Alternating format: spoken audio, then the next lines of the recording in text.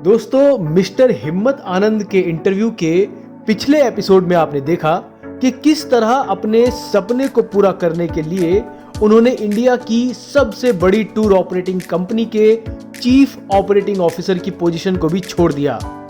कैसे कुछ मौकों पर उन्हें निराशा ने घेरा और उस वक्त वे रोए भी।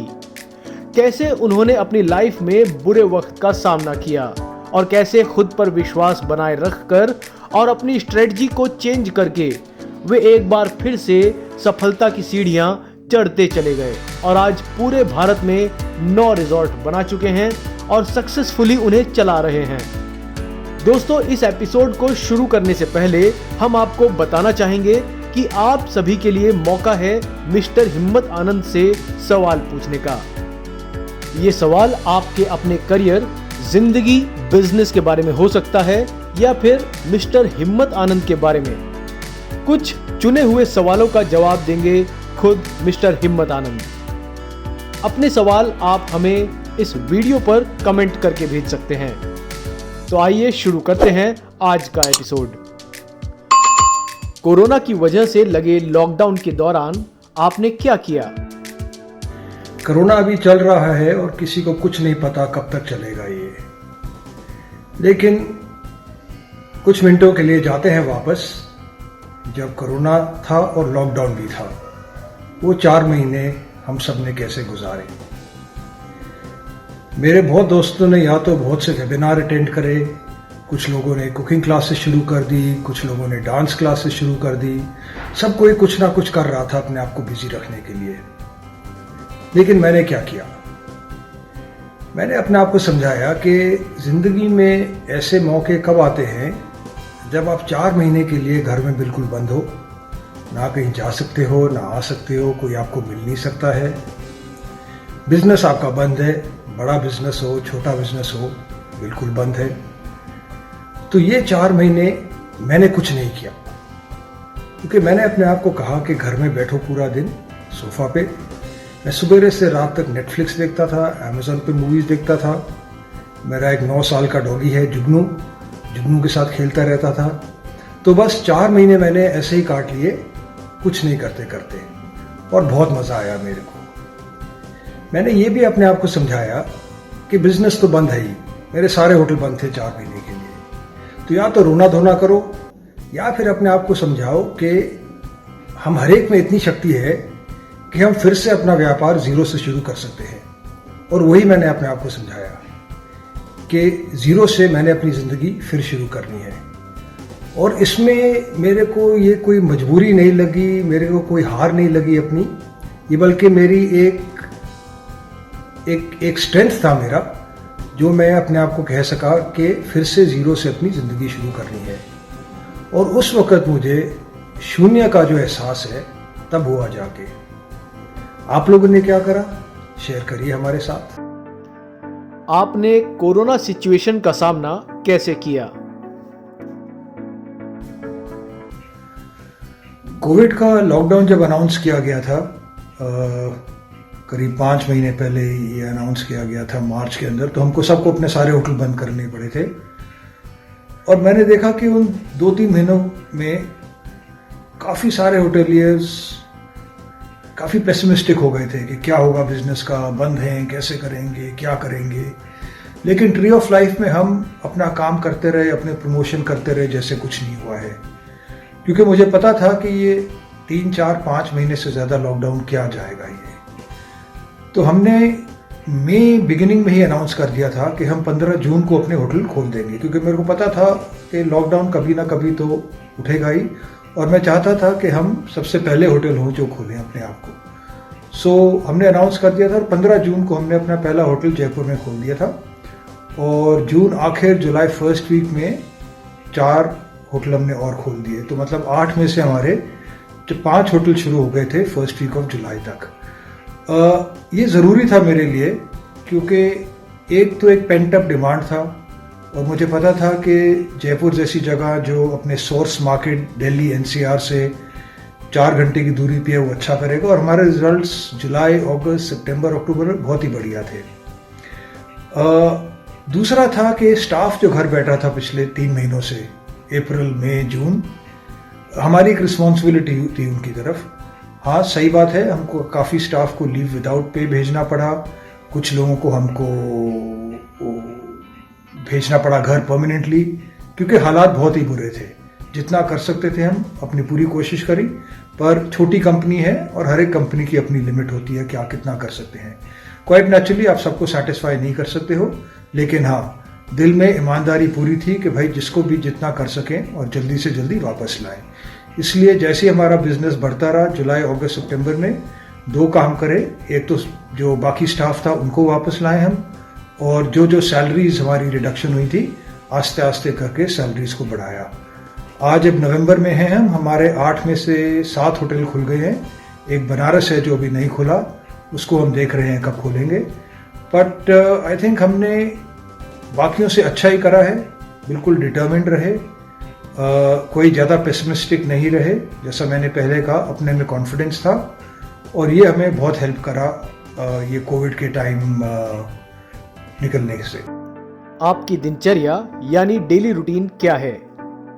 मेरा एक काफ़ी सेट रूटीन है जिससे मैं ज़्यादा इधर उधर नहीं जाता हूँ। एक तो मैं शाम को 6:30 बजे 7 बजे मैक्सिमम अपना डिनर कर लेता हूँ, और 9 साढ़े 9 बजे तक बिस्तरे में सो रहा होता हूँ मैं। कोई मेरे को ज़्यादा शौक नहीं है शाम को बाहर बाहर जाने का, इधर उधर घूमने का। टाइम स्पेंड करता हूँ जितना भी करूँ अपने लैब्राडोर जुगनू के साथ। सवेरे मैं जल्दी उठ जाता हूँ 4:30 के आसपास, और 5 बजे तक मैं नीचे चला जाता हूँ घूमने के लिए। 5 किलोमीटर चलता हूँ रोज़, और इसके दरमियान मेरे रोड साइड के कोई डॉगीज दोस्त बन गए हैं अब पिछले 6-8 महीनों से। तो 2 जगह पे इनको खाना खिलाता हूँ, 5 डॉगीज हैं ये, तो रोज़ इनसे भी मुलाकात हो जाती है, 10-1 मिनट इनके साथ भी स्पेंड करता हूँ। वापस आके फिर बस वही न्यूज़पेपर जुगनू के साथ थोड़ी बातचीत, खेलना वेलना, और सवेरे अपना काम करना। ना तो मैं व्हाट्सएप पे हूँ, ना मैं अपने मोबाइल के ऊपर ईमेल्स लेता हूँ, तो मैं ट्रेडिशनल वे से लैपटॉप पर ही बैठ के अपना 3-4 घंटे काम करता हूँ।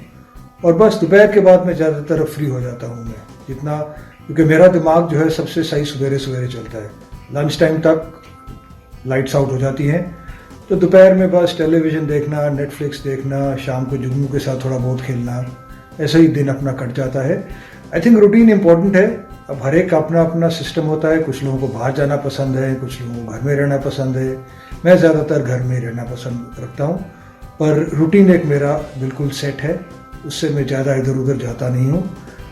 ट्रैवलिंग का मेरे को बहुत शौक है, तो हर दूसरे हफ्ते मैं गाड़ी लेके अपनी कहीं ना कहीं निकल जाता हूँ 2-3-4 दिन के लिए, कभी कभार काम के लिए, कभी कभार ऐसी छुट्टी के लिए। तो हाँ, ये है मेरा रूटीन जो मैं हर रोज़ मोरलेस करता हूँ मैं। आपकी सबसे बड़ी कमजोरी क्या थी जिसे आप दूर कर चुके हैं, और कैसे? लोग अक्सर कहते हैं कि अपनी वीकनेसेस सुधारो। मेरे लिहाज से वीकनेसेस तो हर एक में होती हैं, उनको आप ज़्यादा टाइम मत बर्बाद करिए सुधारने में। आपकी जो स्ट्रेंथ्स हैं, अपनी स्ट्रेंथ्स के ऊपर खेलिए आप, क्योंकि आगे आपको आपकी स्ट्रेंथ्स ही लेके जाएंगी। वीकनेसेस तो होती रहेंगी।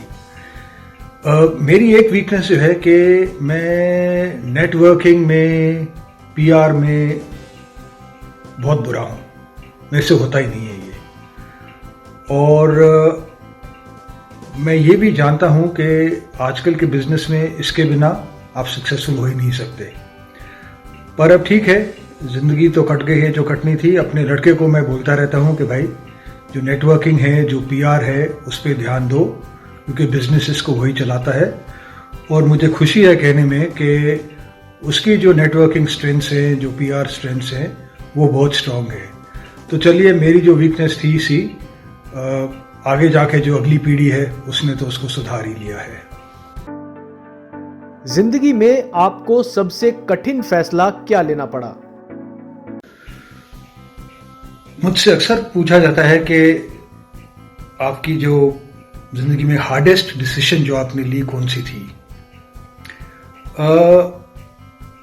हम सबको अपनी जिंदगी में एक बार नहीं, बार बार मुश्किल डिसीजंस लेनी पड़ती हैं, पर मेरे लिए एक बहुत आसान चीज़ है कि एक बार ही जब मैं दिमाग में बात ठान लेता हूँ तो फिर मैं उसको करके ही छोड़ता हूँ, फिर मैं ज़्यादा उस पर ध्यान देता नहीं हूँ।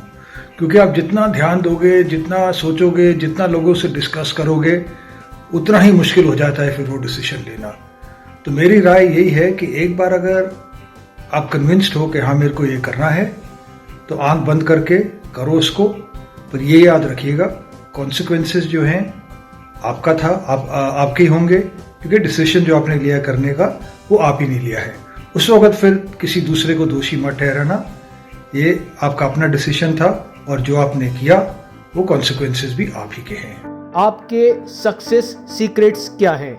मैं ये तो नहीं कह सकता कि भाई मैं एक बहुत सक्सेसफुल बिजनेसमैन हूँ या बहुत टॉप लेवल का कोई एंटरप्रेन्योर हूँ, लेकिन हाँ, जो भी मैंने करा है जिंदगी में आज तक, मेरे को बहुत सेटिस्फैक्शन मिली है करके।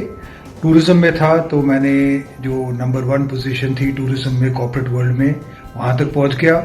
उसके बाद सब छोड़ छाड़ के अपने होटल शुरू करे और पिछले 10 साल में मेरे को बहुत ही सेटिस्फैक्शन है कि जो भी मैंने करा है वही किया है जो मेरा दिल चाहता था और जो मैं करना चाहता था।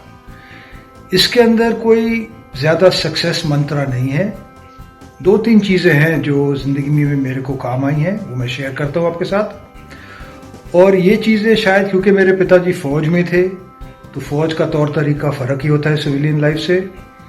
फिर जब मैं नौकरी करने लगा, मैं फ्रैंकफर्ट गया, 6 साल मैंने जर्मन्स के साथ काम करा और उनका भी एक बहुत ही स्ट्रेट फॉरवर्ड तरीका होता है काम करने का।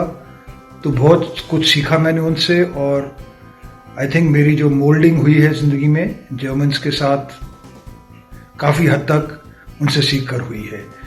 क्या चीज़ें हैं जो मेरे लिए इम्पोर्टेंट है ज़िंदगी में? एक तो आप जो हो सो हो।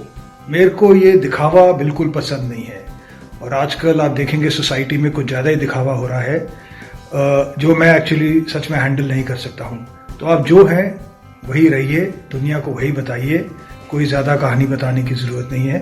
मेरे हिसाब से वही इंसान सही रहता है। दूसरा, एक बार जब आपने कोई ज़बान दे दी तो आपने ज़बान दे दी, उसके बाद कोई कॉन्ट्रैक्ट, कोई लिखत पढ़त सब कुछ नहीं होना चाहिए। क्योंकि मेरे लिहाज से एक इंसान की जो ज़बान दी जाती है वही सबसे इम्पोर्टेंस है, वही सबसे महत्वपूर्ण है आगे ज़िंदगी में आगे बढ़ने के लिए। तीसरा, रिस्क लेना चाहिए। रिस्क लेना चाहिए, नहीं तो ज़िंदगी का आपने क्या मज़ा लिया वो आपको तभी पता चलेगा जब आप रिस्क लोगे। मेरे बहुत सारे दोस्त हैं जो मेरे को कहते रहते हैं कि यार तू कभी ये करता है, कभी वो करता है, कैसे करता रहता है ये। और मैं तो अपने गट फील पे जाता हूँ। मेरे गट फील ने बोला कि हाँ भाई ये करना चाहिए, तो फिर मैं बस वही करता हूँ।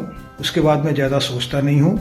और हाँ, जैसा मैंने पहले भी कहा, अगर आप ऐसी ज़िंदगी जिएंगे तो कॉन्सिक्वेंसेस भी आपको ही झेलने पड़ते हैं।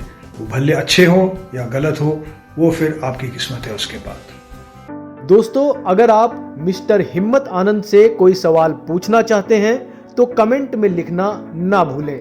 अगर आपको ये वीडियो पसंद आया तो इस वीडियो को जरूर लाइक करें और चैनल को सब्सक्राइब करना ना भूलें। साथ ही इस वीडियो को अपने दोस्तों के साथ शेयर जरूर करें, क्योंकि कहा गया है कि जो दूसरों की सहायता करता है उसकी सहायता खुद ईश्वर करते हैं। कोशिश, कोशिश और फिर से कोशिश। कोशिश करने से ही जीत जाएंगे हम।